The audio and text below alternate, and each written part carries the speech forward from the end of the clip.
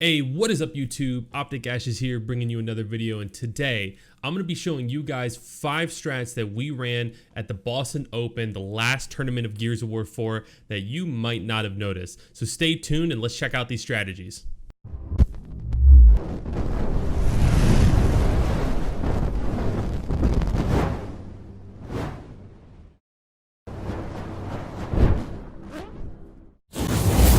So like I said, guys, today I'm going to be showing you 5 kind of alternate trick strats that we ran in Boston that I don't think many people noticed, and kind of breaking them down, what we did, why we did it, and how it was executed. So without further ado, let's go ahead and look at these strats. First, I want to give a massive shout out to I Am War on YouTube. He uploads a lot of these competitive matches from either 2Ks or open events like Boston, puts them on YouTube, so I have easier access to these VODs rather than going through the Twitch highlights.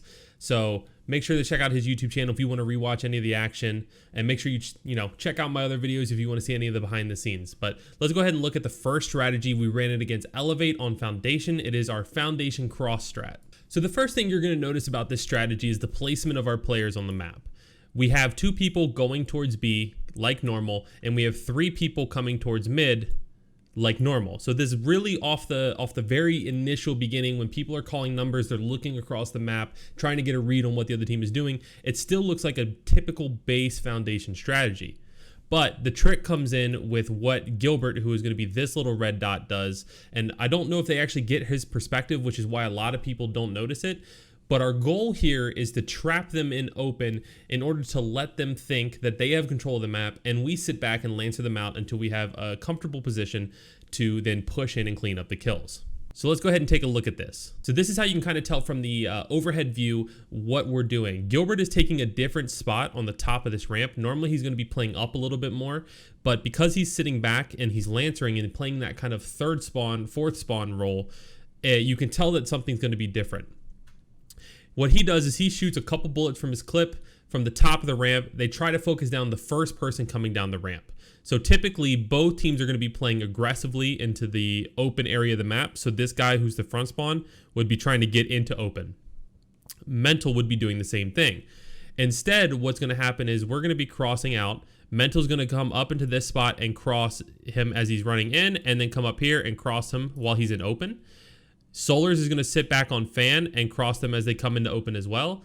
Gilbert's going to, after shooting a few bullets and letting them think that there's 3 mid, he's going to rotate when the action starts and come up to this little window area up at the top tables part of this map, where he has a free line of sight in this entire open area. So what ends up happening is we now have complete control over where they position themselves in open. That makes their play to push into B. However, what Alex or Summons is going to do is he's going to take this cover and use an angle that I found in a private match where he can sit in cover, not be crossed by the other people in B, and lancer them in the open. A roadie or praised, his job is going to be to sit on you in this area and make sure that Alex doesn't get pushed by the kids who are already on B. So realistically, what we've done is we've set up a pinch on that open area of the map. We've baited the other team into taking it, and now we just have free shots on them, making them panic, making their comms hectic, and not allowing them to really get any kind of control. So let's go ahead and play this one out, and I'll be pausing it intermittently to explain and point out things. So as you can see, the smokes kind of come out. They're taking open exactly how we want them to. We didn't contest it at all. You see no one of our players. Here they have the silhouettes lined up, so you can see Mental's already up in this spot, and what this is going to do is going to prevent them from sitting on any of the insides of these pillars, because he can hit them there. So they're not safe anywhere there. That would make their only safe spot be on their side of the pillars or up against this wall, but because Gilbert's going top tables, they're not going to have that option either. So you can see they're trying to find a spot where they're safe. You can see Gilbert, who are explosive, up here on top tables, crossing from there. Brian's in his spot. Alex is in his spot, crossing them from there.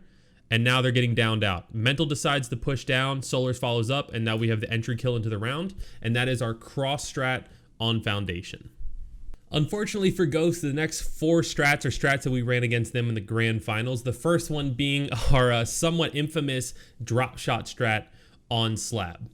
Now everybody knows that we had a really poor performance on Slab at the Mexico Open. We got beat by it by Reciprocity 7-6. We got beat up by Ghost in the losers bracket finals. We ended up just banning the map and leaving Forge, our auto ban, open instead of playing this map because we were just playing it so bad. What the traditional kind of method and play style for this map is, it's to put a drop shot or a boom shot on this furnace weapon placement, and then the fight takes place around that. We tried to take another look at this map and go, okay, how can we make this different? So what we decided is we would put a weapon down if we ever lost the first round up on this B hill area and develop a strategy around us getting control of that. So as you can see, we've already placed the weapon down. We're running out of spawn, and we're gonna kind of break down how we play this strategy. So we're the Cog team because this is a Ghost's map pick. So they get Locust, we get Cog. And what we do is we decide to play a lot of pressure on this drop shot pickup. So rather than playing the normal, having people go to Furnace and playing for this inside middle part of the map, we stack our numbers on the drop shot because that's the weapon that we want. Our initial is to play aggressively for this middle control right here. And I'm using the wrong color, so let's go ahead and switch the color up. Play for this middle control right here so that we have angles up onto the drop shot itself. And then we can kind of get a feel for what they're doing. If they're not playing aggressively up on the drop shot, then we can get the quick pick on the weapon. A roadie's job is just to kind of sit over here, see what they do, and prevent them from, doing anything tricky like, trip capping us or flanking or anything like that. So let's go ahead and take a look at how this one plays out. So as you can see, a roadie's going to his spot alone. We have people down here. We're letting them take it because of the numbers that we called. So now we can stack 3 people on the weapon, throw our smokes. They have the middle control, but realistically, all they can do from that middle control is lancer us down. But if we play our revives intelligently, we time it with when they're reloading their weapons, we should be able to get the drop shot and get out relatively safely. So Brian grabs the drop and gets down. We time the revive for when they're about out of bullets, reloading their weapons. He rolls out. The last guy who could possibly lancer him is this one guy who was left guarding the drop shot and B hill, which he does get another down, but we get the revive pretty easily. Gilbert gets out with his life and helps a roadie. A roadie gets out with his life, so their OE play was kind of thwarted. They do end up getting some kills and getting on the hill, but we have the weapon, which gives us the map control that we need. We have B hill control, so we can kind of use the drop shot to retake our hill and then pressure that, and we do just that to close out this round. The next strat we're going to talk about is our double power weapon placement on slab. So again, this is a versus Ghost. Drop shot was already placed down by us after losing the first round. Little disclaimer, a lot of people say that we threw the first round on purpose. We honestly did not throw the first round on purpose. In fact, a strat that I want to talk about for this video, I can't because I don't have a good shot from the stream of us running the strat. But if you guys want to see that, maybe I can make it in a separate video for Twitter or for Instagram. So let me know in the comments down below if you want to see that alternative base strat that we've been running that actually works really well and helps change up the meta a little bit on this map. But going into this round, they're actually helping us out. Ghost is putting a boom shot down on Furnace. They originally put Marx's down to try to counter the quick pick of the drop shot. It would allow them to get a long range kill, but we still managed to win that round. So their next choice was to put a weapon down on Furnace. They're putting a boom. That's something that we've also practiced. So our thought process was, when we designed the strat around this, what if we don't lose the first round? What if we win the first round and they either block it or they just put a weapon down Furnace right away? Let's talk about how we can run a strategy where we have a power weapon on Furnace, which is normal, and a power weapon up on B, which is abnormal, especially when you have both. So here we go, loading into the round. People are coming out of the spawns, and you're gonna see that we're doing something very different from what Ghost is doing. What Ghost is doing right now is a variation of what is considered like a normal sort of base strategy for when there's a weapon only on Furnace. You basically send 3 or 4 people to that weapon and play aggressively on the weapon. They're actually having one person break off, go to Marxa, probably pick that up and come middle, and that Marxa might either rotate back and help boom or look at the drop shot. They're sending one person to B to guard the drop shot. However, what we're doing is we're stacking our numbers on drop shot. Drop shot has 4 shots compared to the booms 2, thus making the drop shot a more higher probability of killing people. I probably didn't word that correctly, but basically we're putting more emphasis on the weapon with more ammunition because we think that it's a more powerful weapon. It's just a strong gun right now in the current meta for Gears 4. And we feel that if we have that weapon and they have boom, we still have a better chance of closing out the round. But what our strategy allows is for some flexibility. So we still have 2 people going towards the boom shot, But on this weapon pickup, we were able to call numbers, and we were also able to see that they had marks up. So we could play aggressively in this 2v1 on drop while also having one person come mid and potentially rotate back. This smoke grenade is actually super important. Obviously, most teams are still going to get marks, but the smoke grenade helps block the vision of Monkeys, who has that marksa, and now he's not able to help his teammate as much on this drop shot fight, allowing us to push across very aggressively, not get shot in the side, and still come out on top. He gets caught off guard because he doesn't see Summons hiding there. Really good sneaky play by Summons, and now Summons is in a great position to help the other side of the map and make sure that the drop shot is secure. So really, we have priority on both sides, despite there being a man disadvantage over here on this boom fight. And as you can see, the round plays out. Mental holds his shots really well, cleans up Chaos and Identivs for the double kill, and now we have both power weapons successfully according to our strategy. All right, this is the fourth strat on our list, and this is going to be our new way of playing, the only power weapon being on Furnace. We don't really have a name for this strat. This is just kind of our alternative way of playing the kind of standard base for this type of fight. So basically what has happened is they've changed the drop shot that we had originally placed on B to Ensigns. This makes priority go completely to this Furnace fight. Now, what traditionally a lot of teams have done have been sent their front spawn to that power weapon to try to get a quick pick or just play for priority map control in this little pocket area of the Furnace. But what happens is it becomes a very hectic and chaotic smoke fight. It's about who gets on stun first, and it's a very 50-50 fight, and it's not a fight that we want to take. We want to stack the odds in our favor. So what we started doing, and honestly, we stole this a little bit from another team. So shout out to Kenny from Fable, who started doing this to us, and Billy kind of adapted it to his own to help make his playstyle as our front spawn on this map more unpredictable. Is we started hopping over the little cart that's right here on this entrance to this middle hallway. There's a little cart on both sides, and if you hop over that cart and cut inside, it's a lot faster than actually going an up A around the cart, which is actually kind of surprising because of the up A speed boost, but it just is what it is. So what Mental will do is he will run the route like normal. We'll send 3 to 4 people over to that side, depending on how we want to adjust for potential power weapons in the middle of the map. But I believe right here we send 4 people to that side. And you can see off spawn, all 4 of them are coming over this way. And what Mental's going to do is he's going to hop over and play for this inside control. And what that allows them to do is if they send one person through their courtyard and into the middle from this side, he has a 1v1.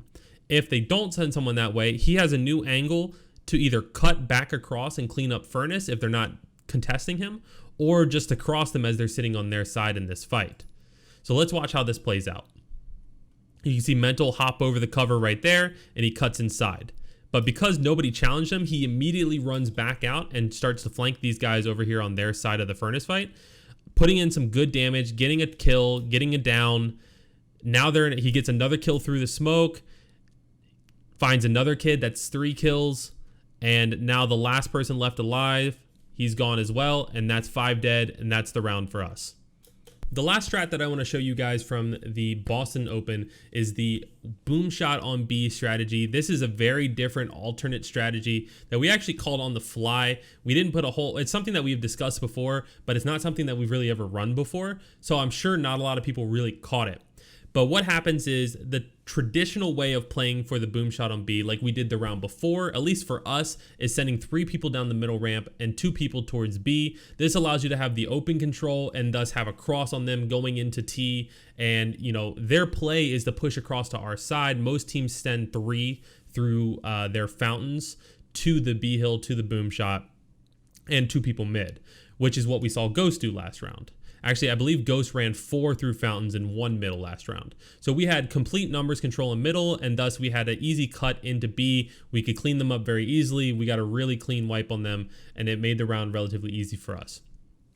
This round, we do something very different. We send 4 people through the B ramp just like they did, but instead of having somebody, aka Explosive, sit top of our mid ramp, he actually comes all the way over to this top tables area, kind of like our cross strat for Foundation. What this is going to allow him to do is get a really good angle on if they play aggressively over this way. The other thing it allows is us to still keep numbers on this middle area of the map, so we know that they have 5 people coming through fountains. This is going to be their version of a trick strat for this boom pickup. Now, unfortunately, I don't believe this round works out well from us due to just a minor mechanical mistake, but as you can see, Gilbert is raining fire down from that top tables area when they try to play aggressively on the boom.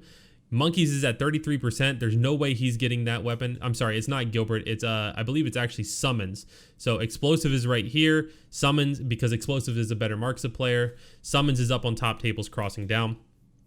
We do get a down on this person back here. This is where the mechanical mistake came in. Billy actually should have gotten the kill. I was watching his POV, but his shot gave him the spawn protection noise on the kid on the ground, and he ends up getting cleaned up, and we didn't play aggressively with him.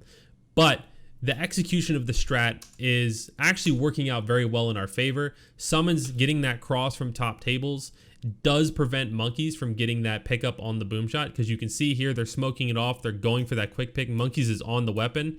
He's stunned. He's 33%, so he can't stay there.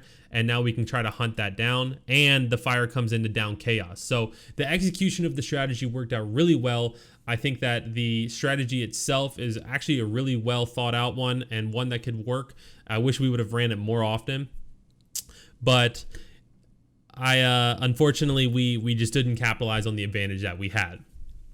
All right, so if you guys enjoyed this video and you found these 5 strats from Boston interesting, make sure you leave a like. Let me know down in the comments if you actually noticed when we ran these at the event, or if these are new to you. By the way, also let me know if you want to see that new base that we run for Slab. We actually had teams copying it. There's also a strategy that I came up with in a scrim the night before we traveled to the event that I then saw the team we scrimmed against run it. So if you want me to break down that strategy as well, feel free to let me know in the comments down below, and I'll show you guys that one in another video. Thank you guys so much for watching. Make sure you subscribe to the channel for more content, and I will see you all in the next video.